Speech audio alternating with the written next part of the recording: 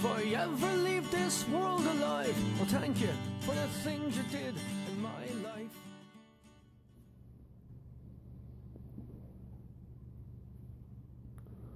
Well, hello there, YouTube family. It's another fine morning with the Wisdom Junkie.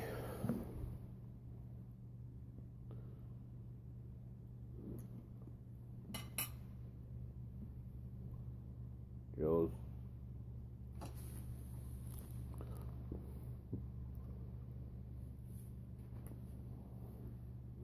A spicy blend.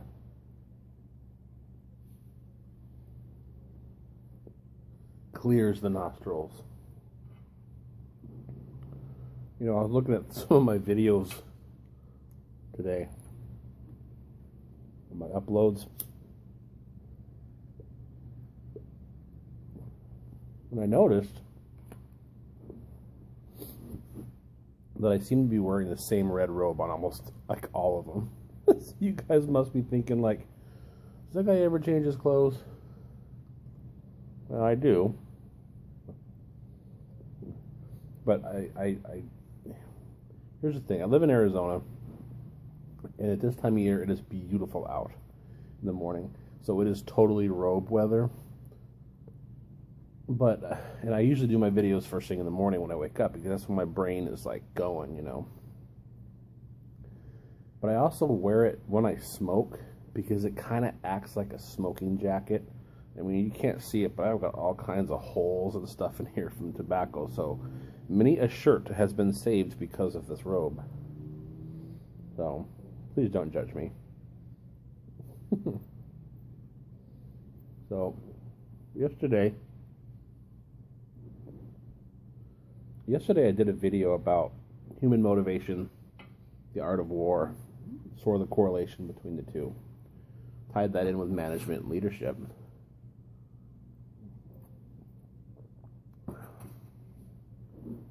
Then I got to thinking more about human motivation and how far we as a people have come in understanding what really motivates people, what true leadership is all about. In one of my other previous videos, I think it was a VR to P&W Piper, she asked us what we geeked out about. And I geek out about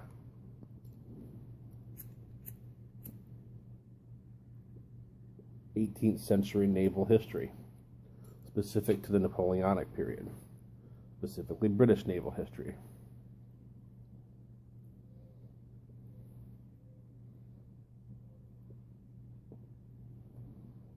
So I have a ton of books, and I've read and movies, and Master and Commander type of stuff. Horatio Hornblower. If you've never heard of these things, look them up. They're fantastic.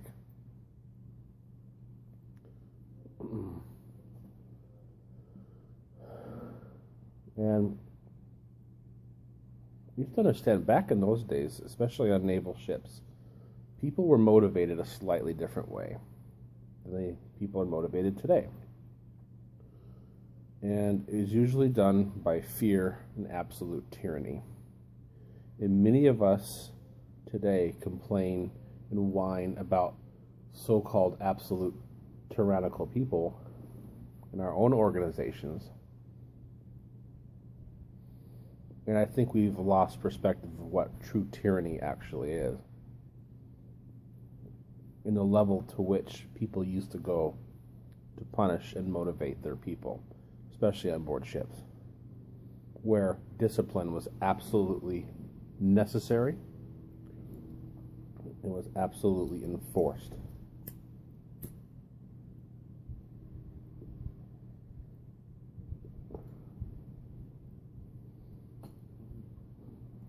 By an absolute leader who led absolutely, and that is the ship's captain. Everything stopped with him.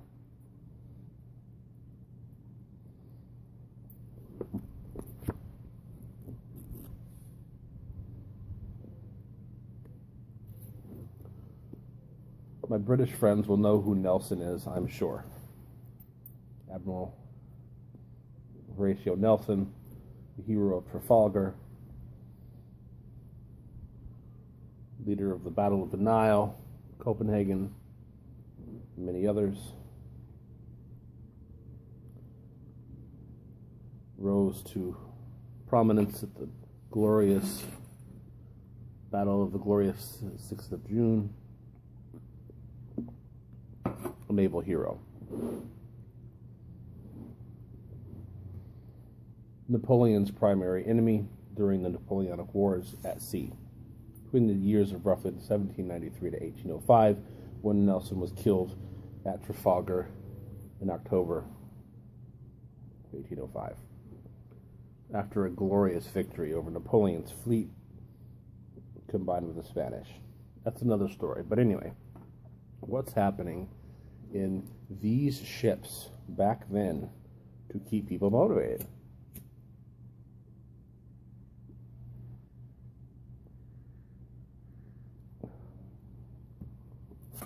Let's read a little bit.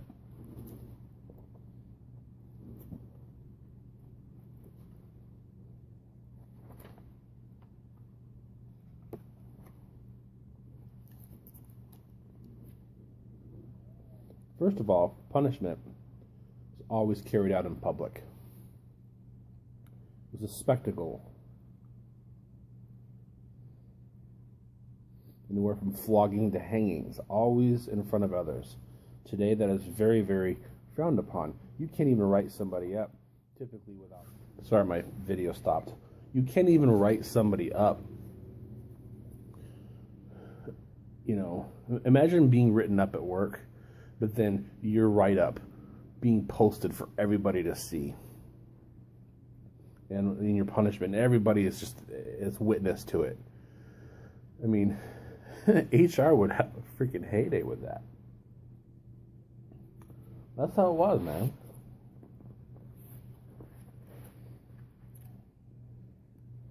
You guys know what keel hauling is? It was never officially ordered by the Royal Navy at a court-martial, but some captains actually resorted to keel hauling their people. This is a practice where a line was passed from one end of the main yard under the ship and up to the other end, and the victim was secured to one end with a deep sea lead tied to his feet, dropped and hauled under the ship and up the other side. The weight of the lead kept him clear of the hull, otherwise the barnacles would tear him to pieces. Translation: they took your ass, tied you to a rope, lead on your feet, threw you overboard, and then drug you up under the ship as it's at sea, sailing, and then pulled you back up the other side. Imagine how terrifying that would be. And today we're scared because we might get a written reprimand. Starting is something, starting is what it was called. It's when a man was hit across the shoulders by a rattan cane wielded by a boatswain's mate. It was not regarded as punishment in the same way as flogging, but more frequently as an exasperated officer would order a boatswain's mate to, quote, start that man, unquote, when he was being slow. So when you're not producing fast enough, you'd have to be started. So when an officer wanted to start you or a boatswain's mate, like a high-level enlisted guy who was in charge of order on deck, he'd take something like this.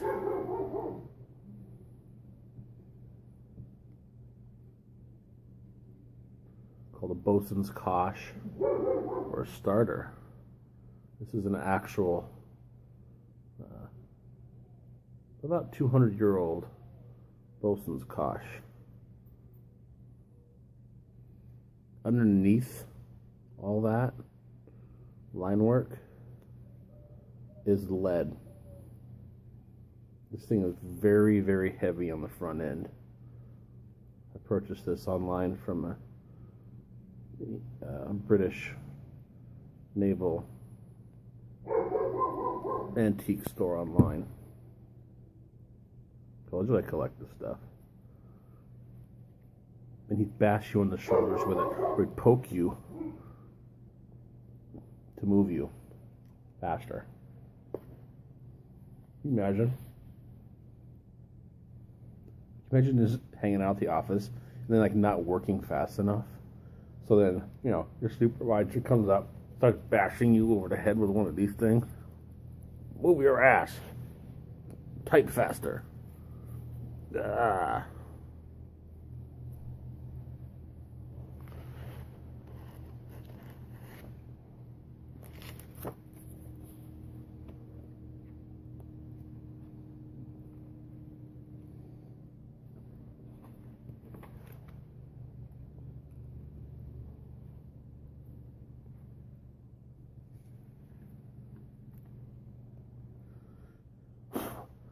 Back in those days, boys as young as 12 were on these ships. Some were officers in training, midshipmen. Others were just ship's boys, depending on how much, how rich you were, how prevalent your family was, who you knew, so on and so forth. The ship's boys, the nippers, and officers' servants were often caught in some mischief, and they would be put to the hoop. Each boy would be tied by his left hand to a hoop, often from a cask, but occasionally a larger grommet of rope, and given a niddle.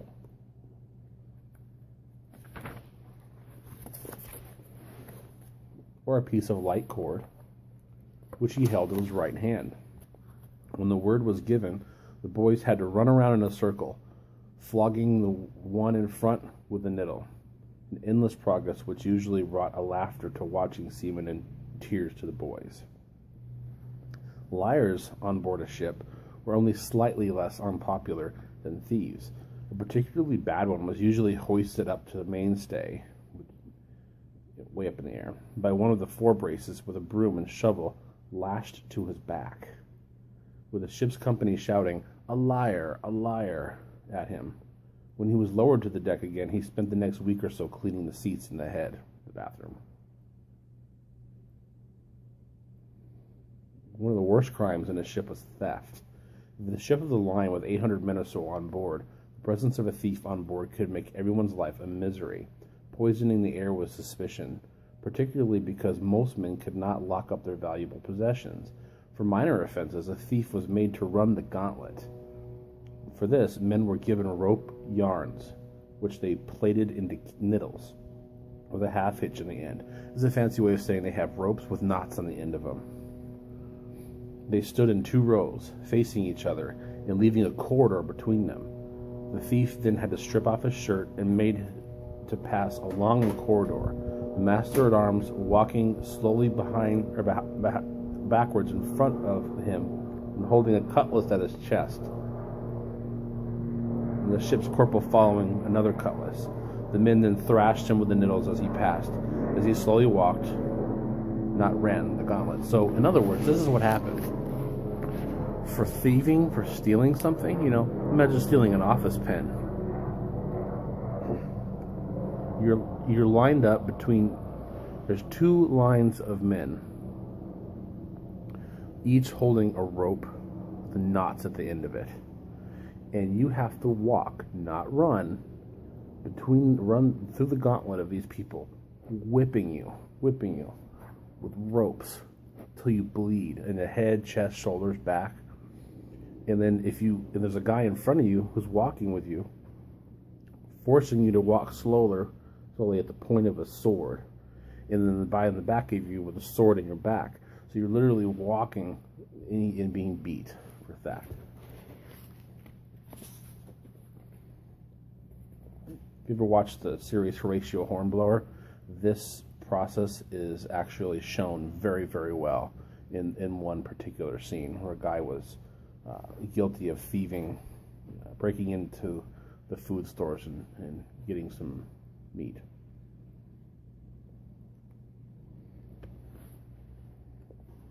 Major punishment for theft was flogging. This is where a cat of nine tails was used.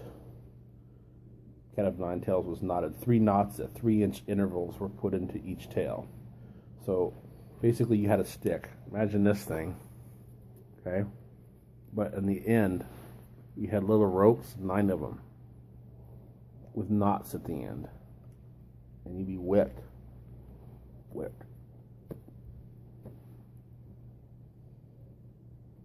Opening up gashes on your back.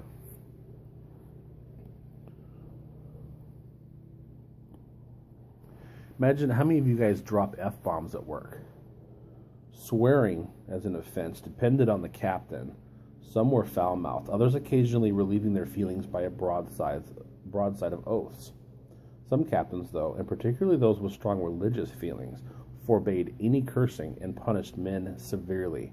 One method, the most usual, was making the offender wear the kang. This is a wooden collar made of 2 pieces of plank, 3 inches thick, and with a 9 or 12-pound shot fixed to it. The man had to wear this thing, performing his usual duties for a set amount of time. One example, in the Blandford frigate, according to William Spavins, the captain made offenders walk the lee side of the quarterdeck until he should hear another swear.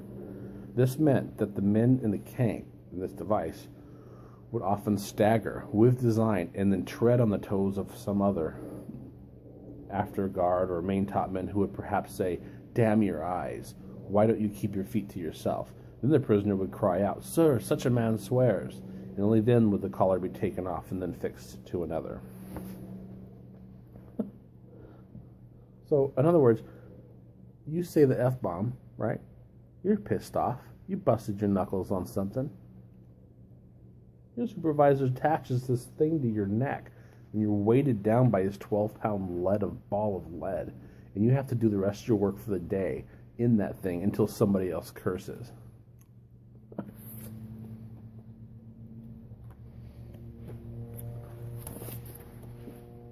But what if you didn't actually do the crime, but somebody else did?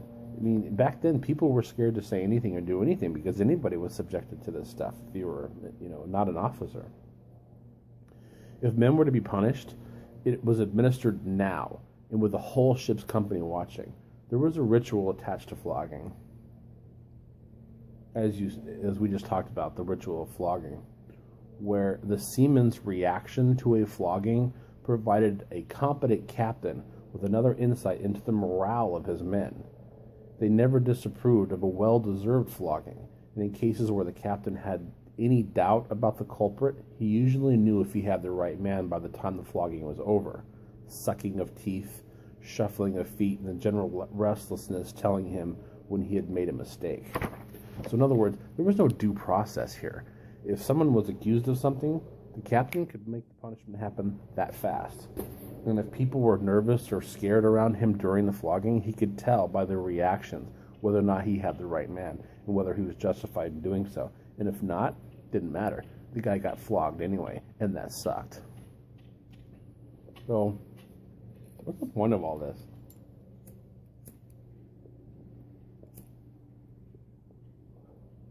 We may think we have it bad today.